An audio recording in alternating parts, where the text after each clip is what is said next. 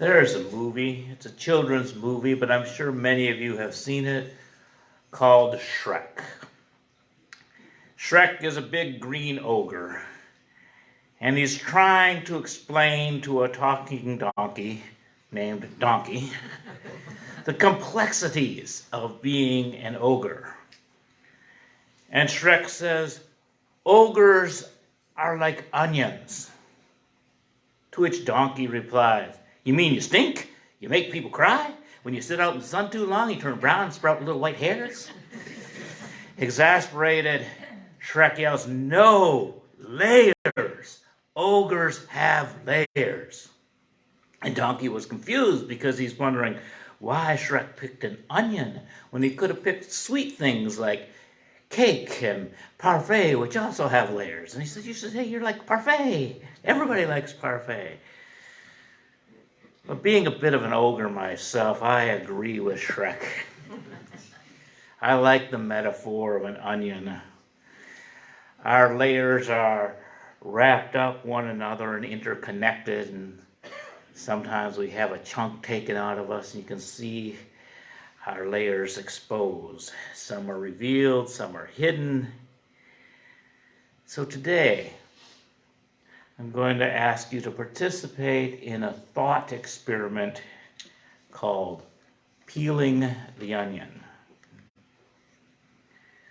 We are each defined by many things. Sometimes the definition comes from the outside, and sometimes it comes from within. Let us examine each layer and see what truly defines us. What is essential to who you really are? Donkey said that the essence of an onion stinks, but hopefully we can find something worth savoring. Sit comfortably, breathe easily and slowly. You may close your eyes, but keep the eyes of your imagination open wide. Look at the layer called age. This is the number of years you have lived. Sometimes the skin of an onion is firm and smooth, and sometimes it is thin and wrinkly. Is your age obvious to others, or is it hidden? What does aging mean to you? How are you similar to others of your generation? How are you different from others in your cohort? If someone made assumptions about you because of your age, in what ways would they be wrong? In what ways would they be right? How much of your identity is defined by age?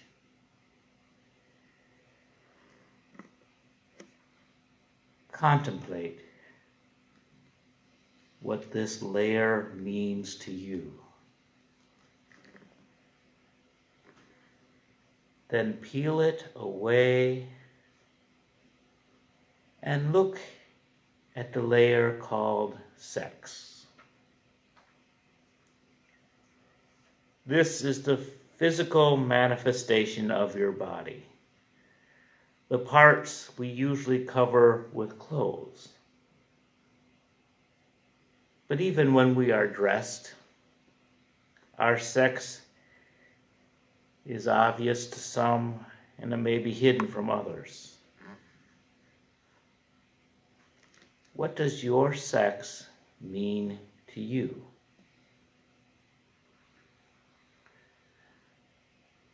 How are you similar to others of your sex? How are you different? If someone made assumptions about you because of your sex, in what ways would they be wrong?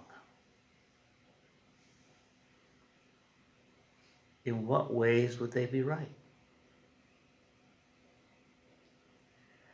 How much of your identity is defined by your sex? Contemplate what this layer means to you. Then peel it away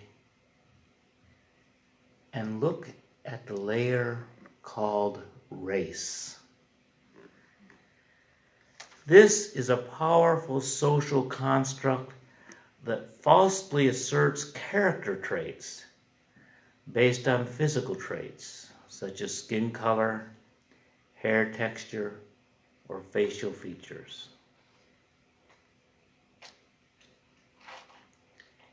Is your race obvious to others, or is it hidden? What does race mean to you? Are you allowed to forget about your race? Or are you often reminded to know your place?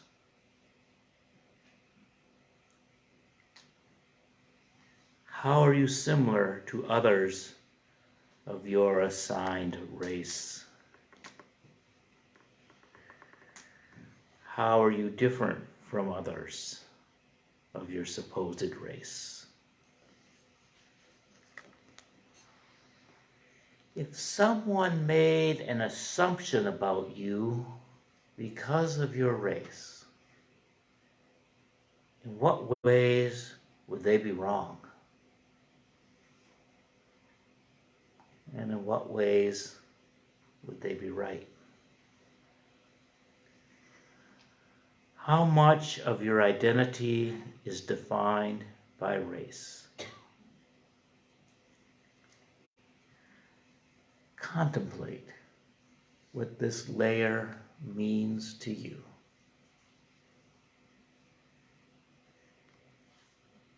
Then peel it away and look at the layer called vocation or employment.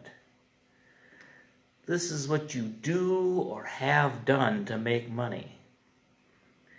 Money is a powerful social construct that falsely determines your value or success.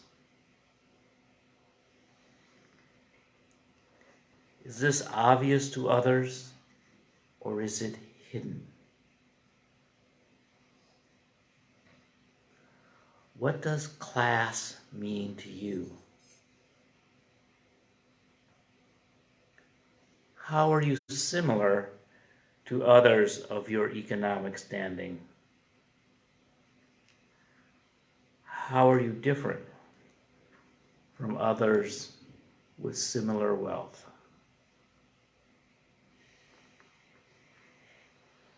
If someone made an assumption about you because of your job, in what way would they be wrong? In what way would they be right? How much of your identity is defined by what you do for a living?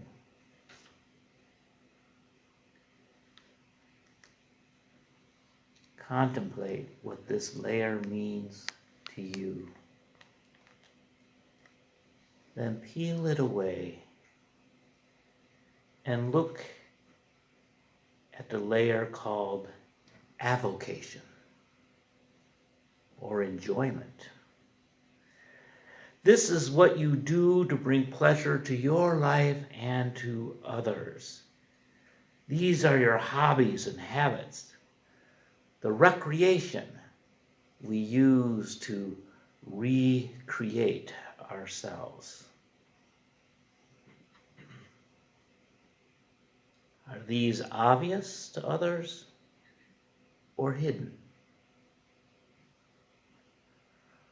What does recreation mean to you? How are you similar to others who participate in these activities? And how are you different from others who share your interests? If someone made assumptions about you because of your hobbies, in what ways would they be wrong? In what ways would they be right? How much of your identity is defined by your avocation?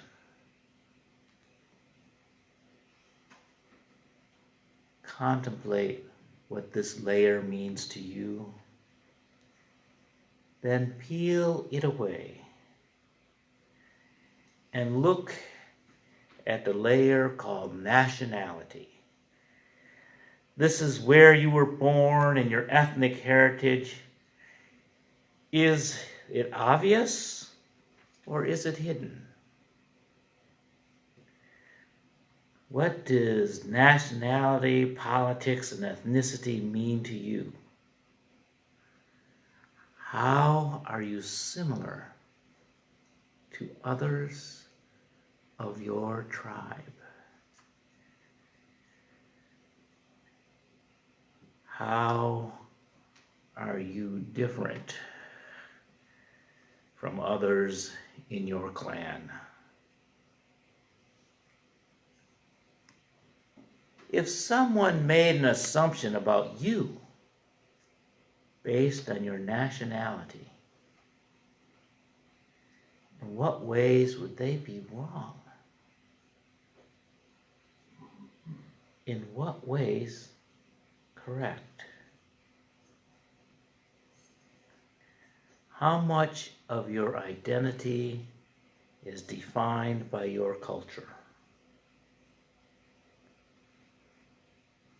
Contemplate what this layer means to you. Then peel it away and look at the layer called family of origin. The people who raised you, the DNA, the nature and nurture, functional and dysfunctional. Is it obvious to others or is it hidden? What does being a member of your family mean to you? How are you similar to others of your kin? And how are you different? If someone made assumptions about you because of your family, in what ways would they be wrong? In what ways would they be exactly right? How much of your identity is defined by how you were raised? Contemplate what this layer means to you. Then peel it away and look at the layer called sexual orientation. This is who you are attracted to and who you have intimate relations with. Is this obvious to others or is it hidden? What does your love life mean to you? How are you similar to others of your orientation? And how are you different? If someone made assumptions about you because of your sexual orientation, in what ways would they be wrong?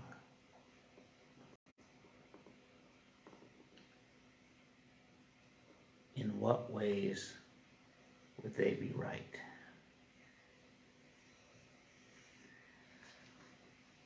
How much of your identity is defined by who you want to fall in love with?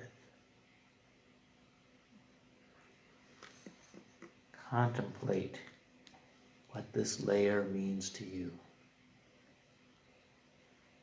Then peel it away and look at the layer called family of choice. This is often the result of who you have fallen in love with, but it may be a close circle of friends who you share a deep, abiding bond separate from sexual orientation. Is your family of choice obvious to others or hidden? What do these people you have come to love and cherish mean to you? How are you similar to others in your chosen family? And how are you different from others in your social group? If someone made assumptions about you because of your close associations, in what ways would they be wrong? In what ways would they be right?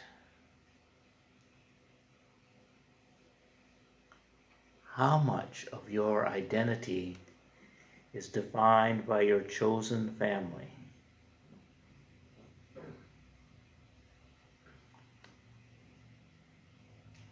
Contemplate what this layer means to you.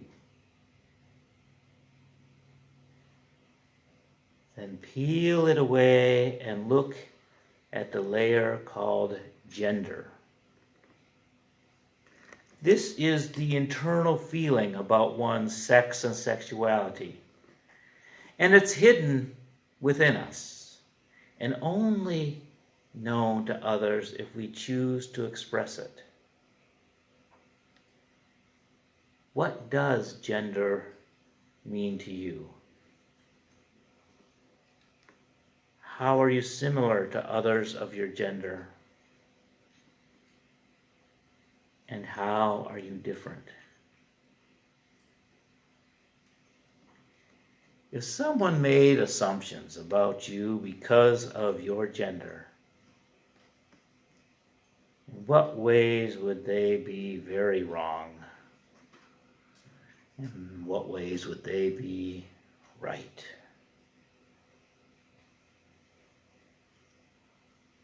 How much of your identity is defined by gender?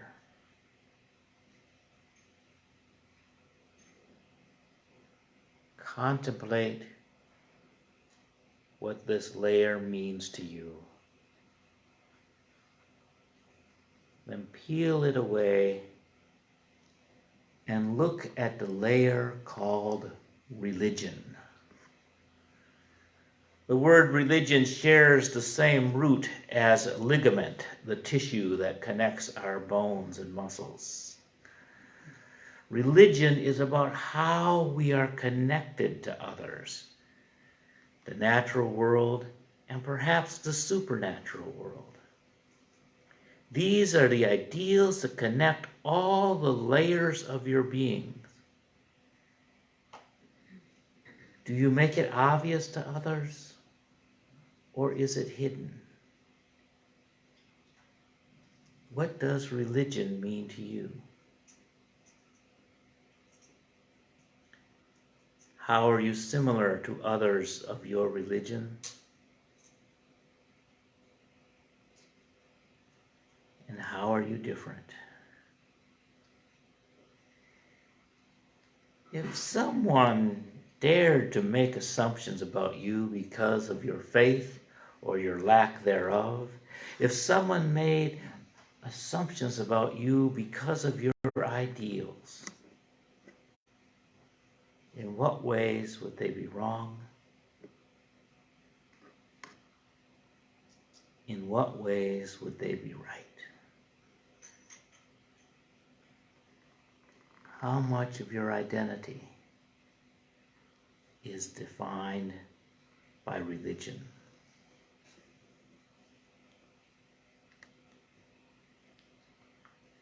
Contemplate what this layer means to you, then peel it away and look at the layer called your core. This is sometimes called your center, the soul, or the spirit. And when we peel an onion, sometimes we do not find a core, only a multitude of smaller and smaller layers until nothingness. But even then, the essence of the onion is so profound that it brings one to tears. What is your innermost self? What is hidden inside? What is the essential meaning? How are you similar to others? And what is universal? And how are you different? What is your own thing that is yours alone? Are our personalities just fictions of our imagination? If so, then who is doing the imagining?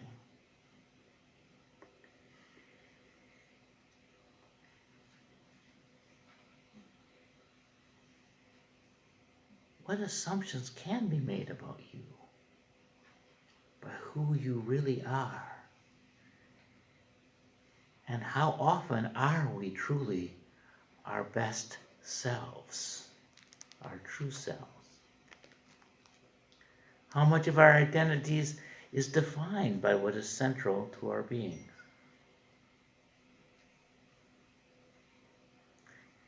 Just cherish what this layer means to you.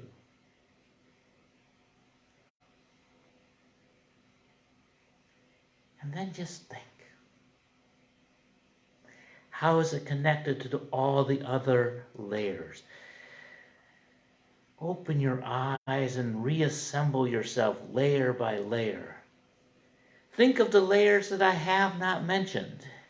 Include them also. All that is inside of you is you. And all that is outside of you is also you. We are part of one another, moving in and out of existence, sharing this wonderful universe.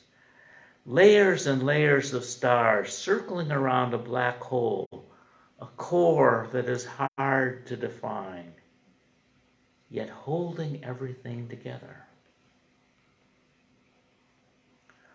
Open your eyes and live. Embrace wherever you are on your journey. Embrace whatever layer you are experiencing now. The past is gone and the future is unknown. Yet they are present in our memories and hopes. Look around this room and think of all the people you know. Cherish your traveling companions. Let us forgive one another as we get distracted by the many layers of our lives. Celebrate the complexity of living and dying. May we bless and be blessed.